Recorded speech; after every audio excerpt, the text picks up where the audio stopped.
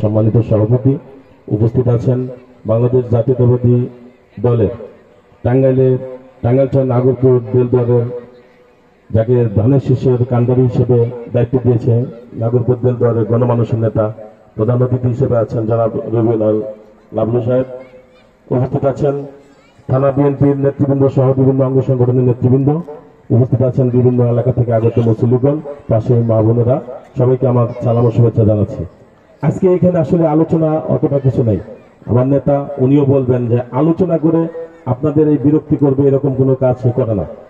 আমরা এটুকু জানি, গত 24 সালের 5 আগস্টের আগে আমরা এইভাবে বসতে পারি নাই। একটা রাজনৈতিক প্রেক্ষাপটে আমাদের অনুমতি নিয়েও এরকম জলসা বা মাহফিল আমরা করতে পারি নাই। কিন্তু 5 তারিখের পরে আল্লাহর ইচ্ছায় আমরা এখন এই মাহফিল করতে অনুমতিও লাগে না। আমরা আমাদের ধর্মীয় কর্মকাণ্ডে কোনো অনুমতির প্রয়োজন হয় না। তার জন্য আমরা অন্তত একবার আল্লাহর কাছে শুকরিয়া আদায় করি, সবাই একবার বলি আলহামদুলিল্লাহ। আলোচনা দীর্ঘ নয়, লিডার চলে যাবে, আরো কাজ আছে। তো আমরা এই পর্বে তার মুখ থেকে একটু কথা শোনার জন্য বসে আছি। আমরা অনুরোধ করব নাগরপুরের বেলদুয়ারের ধানের শীষের কান্ডারি জনাব রবিউল লাবলু ভাই আমাদের সামনে দুটো কথা বলবেন। জনাব রবিউল লাবলু ভাই। যে কথাটা বলা হলো, এটা একটা মাহফিল, ইসলামিক চেতনায় উদ্বুদ্ধ একটা মাহফিল। শিক্ষা এবং আলোর বিচার হিসাবে আমরা এখানে আসি। আসলে এটা একটা বলে ট্রেডিশন, ঠিক না? এখানে মাহফিলে আসবো একজন আলেমের স্বীকৃতি নিয়ে। আমি আলেমও না, ওলামাও না। এই যে আমাদের সামাজিক প্রবণতা হয়েছে, জানাজার থেকে শুরু করে বক্তব্য, এই বক্তব্য এই ট্রেডিশন পরিত্যাগ করতে হবে। আমি এখানে দাওয়াত নিয়ে এসেছি, আমি আসতে লজ্জিত। আসলে আমি এখানে বক্তব্য দেওয়ার কেউ না। আমার ধ্যান ধারণা একজন মুসলমান, কিন্তু প্রকৃত অর্থে যদি আমাদের মাহফিলকে আজকে সুন্দরভাবে ব্যাখ্যা দিচ্ছেন, বিশ্লেষণ করছেন, বিভিন্ন নবীজির ইতিহাস, ইসলাম সম্পর্কে যে চেতনা, তারই কথাগুলো তুলে ধরছেন, সেইখানে আমার কথাগুলো বলা সাজে না। আজকে শুধু একটু বলতে চাই, আমাকে আসলে এইভাবে পরিচয় করে দেন, আমি ভীষণ লজ্জিত হই। কারণ আমার চাওয়া এবং পাওয়া হলো একজন মুসলমান হিসেবে মৃত্যুর স্বাদ নেওয়া। আমার চাওয়া পাওয়া এটা হতে পারে না আমি একজন এমপি হয়ে মৃত্যুবরণ করতে চাই, আমি একজন মন্ত্রী হয়ে মৃত্যুবরণ করতে চাই।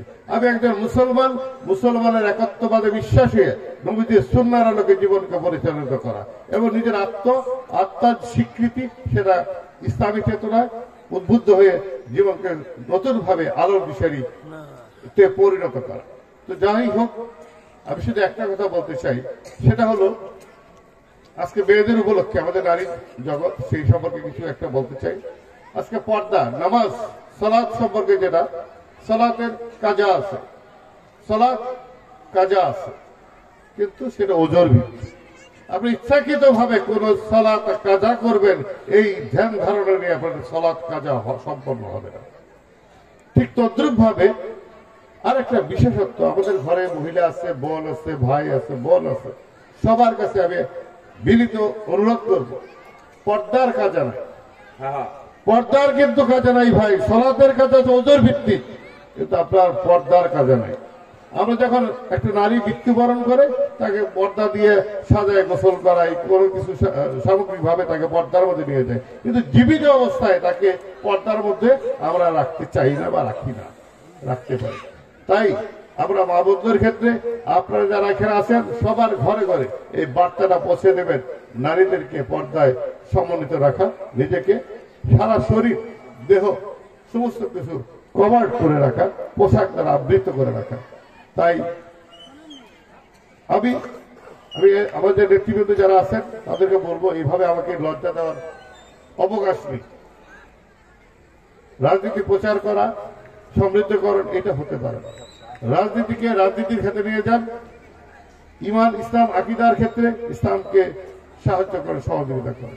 তবে আমার রাজনীতিতে একটা বলতে চাই, আমি ইসলামিক চেতনায় রাজনীতি করতে চাই, রাজনীতির চেতনায় ইসলাম প্রচার করতে চাই না। ইসলাম যেটা বলে, নবীদের সুন্নাহর আলোকে জীবন, প্রত্যেকটা কর্মকাণ্ড, জীবনের সমস্ত দিক থেকে আমি সেই দিক লক্ষ্যে এগিয়ে যেতে চাই। তবে সর্বোপরি একটাই বলি, আজকে আমাদের মাহফিলে যিনি বক্তা, ওনার সুরেরিত কণ্ঠ আমাকে মুগ্ধ করেছে। আপনাদের উপস্থিতি আমাকে মুগ্ধ করেছে। কিন্তু আমি শুধু একটাই বলবো যে হারাম থেকে বিরত থাকি, সালাতের অন্তর্ভুক্ত হই। মানুষের হক, মানুষের ক্ষতি সাধন একান্ত কাম্য না। আজকে মাহফিল থেকে চলে যাবেন, মসজিদে যাই, মসজিদ থেকে একত্রের ভিতরে জামাতে শরীক হই, মসজিদের বাইরে আমার জীবন, আবার হক, আবার দুনিয়া বিষয়ে লোভ লালসা পেয়ে বসে। আমাদেরকে আসলে নিয়ন্ত্রণ করতে হবে, আত্মাকে, কলবকে নিয়ন্ত্রণ করতে হবে, পরিশুদ্ধতা আনতে হবে। প্রত্যেকটা ক্ষেত্রে পদে পদে নবীদের সুন্নাহর আলোকে চলেন, সহি পদ্ধতি অবলম্বন করে চলেন, তবে আপনার জীবনে সার্থকতা আসবে। এই দোয়া। আর আমার জন্য একটু দোয়া করবে, সেটা হলো আমার মৃত্যু যেন একজন মুসলমান হিসেবে মৃত্যুবরণ করতে পারি, এবং কালেমা আমার মুখ উচ্চারিত হয়।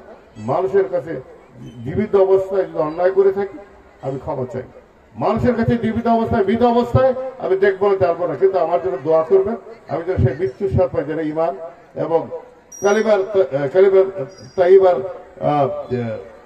লা ইলাহা ইল্লাল্লাহু মুহাম্মাদুর রাসূলুল্লাহ বা তাওহীদের সাক্ষী লা ইলাহা ইল্লাল্লাহ এই শব্দটা উচ্চারণ করে চলে যেতে পারি।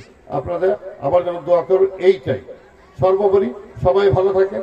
এই মাহফিলে যারা আজকে উপস্থিত হয়েছে, আমি আবারও বলি, সালাতের অন্তর্ভুক্ত হন। 5 ওয়াক্ত সালাত আদায় করেন, 1 ওয়াক্ত ওজর ভিত্তিক সালাত আদায় করলেন, আপনি কাফেরে পরিণত হয়ে গেলেন। আজকে 5 ওয়াক্ত নামাজ ওজর ছাড়া কখনো কাজা করবেন না, কখনো ইচ্ছাকে দেবো নামাজ ছাড়বেন না। ধন্যবাদ সবাইকে। আসসালামু আলাইকুম ওয়া রাহমাতুল্লাহ। এই মাহফিলে যারা উদ্যোক্তা তাদেরকে আমাকে এখানে আসার জন্য আমি তাদেরকে ধন্যবাদ জানাই।